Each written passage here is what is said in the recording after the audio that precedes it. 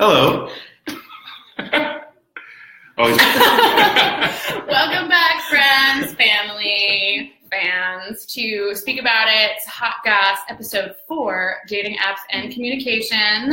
We're having a series of episodes about dating apps like Tinder, Grindr, Her, etc. The first one, if you missed it, was about why people use these apps in the first place. But this week, we're going to talk about if apps like Tinder are good or bad for communication. Mm-hmm. So, Oronde, Shane, what do you think? Are they good? Are they bad? What's the deal? So many thoughts. So many thoughts. So many thoughts, so many feelings. I think it's a mixed bag. That table is bad. Yeah, it's a shaky This table is bad for communication. So we're not touching the table.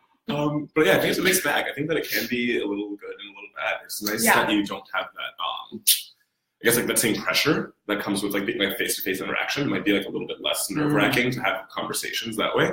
But I also think that like because you don't have a person right in front of you, it's really easy to like forget.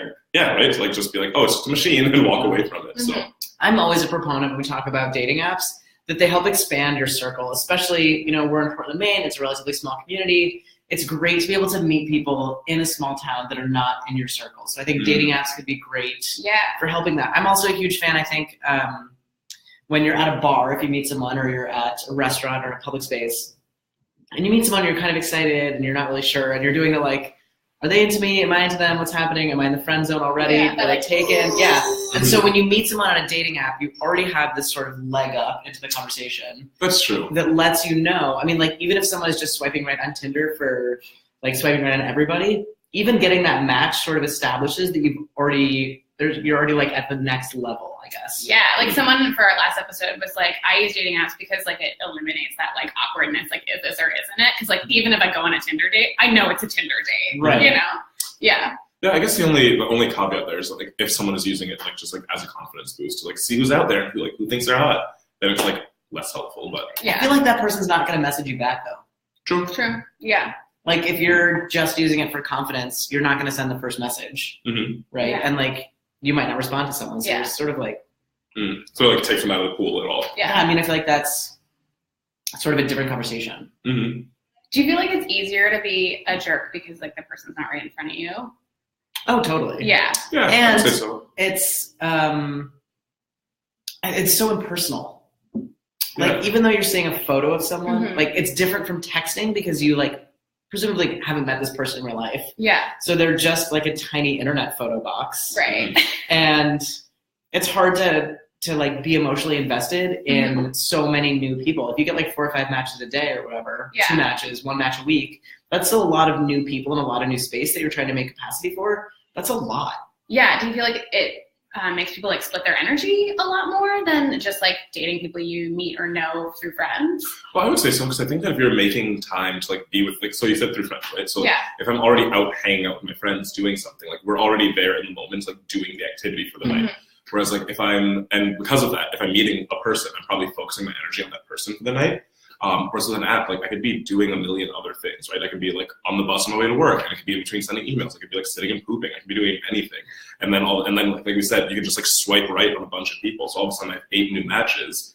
And so then that's 8 new human beings I'm trying to communicate with and trying to make a connection with. Yeah. And that's really hard. Like if I have 100% of my energy to give, like I can't give 100% to 8 people. It just isn't possible. And still get my job done and see my friends and like shower and eat. It feels really stressful. Yeah. I wonder if too that we're trying to make the apps are trying to make dating more accessible. Right. Trying to make it easier for people to date and easier to meet people. Have we made it too easy, and now people are sort of taking this process for granted?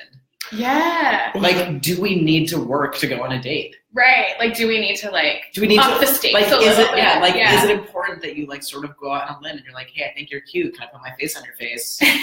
Do you want to get a beer? Right. Is it important that we're having these conversations? Well, I think so, because I think that because like so much of a relationship is vulnerability, right? And it's like being able to communicate. And I think that like if we are less comfortable making ourselves vulnerable, then obviously in a relationship, what are we going to do? Like I don't know how to communicate anything to you. I don't know how to put myself out there, because our relationship didn't start with me putting myself out there. It started with me just like moving my finger in a certain direction. Yeah. So you're arguing that I was about to say a horrible joke.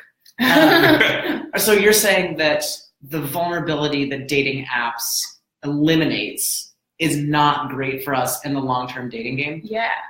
That's what I'm saying right now in this one moment. I don't know if that's what I believe always. I feel like we sort of like just, live in that middle ground of like, it's great because like they provide a platform where you can like state some of your boundaries and like talk about like your situation like in your profile or like via text, but it's not great because it's not challenging you to have those harder conversations in person, which is like what a relationship challenges you to do. Folks who are tuning in, let us know what you think.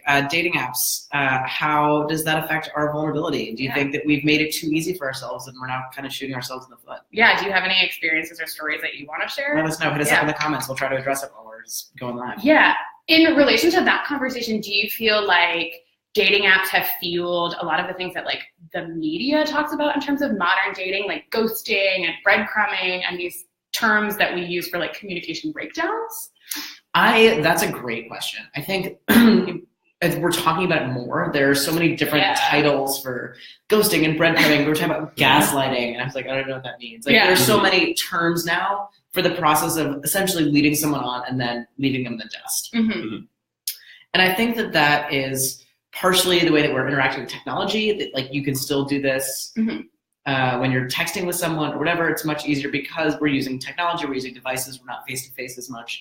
I wonder where the line is between losing interest and ghosting. Yeah. And to me, ghosting is like you've built a relationship with someone and then you just stop.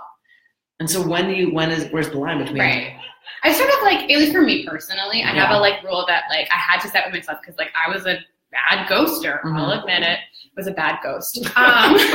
Great ghost tour guide, unrelated. But like even if I went on a date with someone and I didn't want to go on a second date, I would like not be like, yeah, I'll totally see you again. I'd be like, hey, that was great, but no thanks. Just to like eliminate any possibility that like ghosting could happen for me because it's so easy to do. But it feels worse. Kind of a consent warrior, though. Like we do, like that's not common for us. Like, is it? Well, is that are other people doing normal? Are you, folks on the internet? Are you being clear? I'm asking. I'm here too. It's Friday afternoon, y'all. You're right there with us. Slowly melting.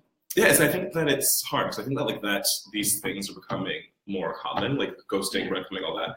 Or at least there's a word for them, and so it seems like it's becoming more common because it wasn't something that we could really talk about coherently before. But I think that we're holding a dog captive. No one is the dog. There's nobody barking here. That's all in your imagination. That's gaslighting. That's what it is. Yeah, but I think because I remember like when I in like 2011 first started like getting apps and was on dating things. I would never even in a million years dream of not responding to a message. It seems so rude. And so like everything, even if I was like done with the conversation, like I would just like find a way to end it so that way like it was clear to that person. And I definitely don't do that all the time now. And that's rude, right? Like if I was in a conversation, they wouldn't like stand up and walk out right now. And that's the equivalent of like what's happening when you just like no one responds to a message. So I was gonna say it's totally okay to lose interest. I think like there's nothing wrong with that. That totally makes sense. You shouldn't ever do anything that you don't want to do. But I think like communicating that to a person, right? Like seems really important just to say, hey, like you seem like a great person, but like I'm not super interested right now. Like, and you don't owe them any more explanation than that. But I think like saying something to put a period on it is probably important. So what I've gleaned from this is dating apps are hindering our ability to be vulnerable at the beginning of relationships, potentially. Jury's still out for Oronde. Potentially hindering our ability to be vulnerable, and what effect does that have on the relationships that happen after? And 100%. We've changed the barometer for what we accept as decency from another human being. Shh. And so, like, what we find that might be rude in person or rude via text message is not rude because of the impersonality that we've given to dating apps. Yeah. That you're connecting with someone on a like, I want to put my face on your face potentially level.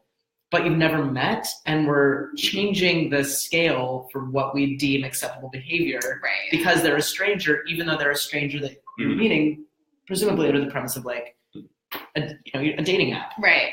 So allow me to pose a question, because I feel like we're just like doing a lot of shitting on dating apps. Right. So, like, We're also 9.5 minutes in. Oh, cool. So can we talk about like something that like we think is good about dating apps and like in terms of communication?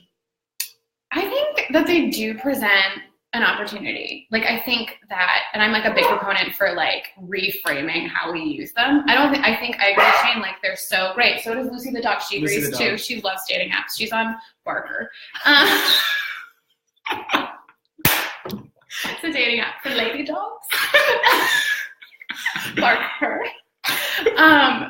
So I think they present an opportunity to like state what you want up front. And they also present this challenge, which I think challenges can be an opportunity to communicate how much energy you have to give to another person, and to communicate like I'm dating a lot of different people before you start putting in the time.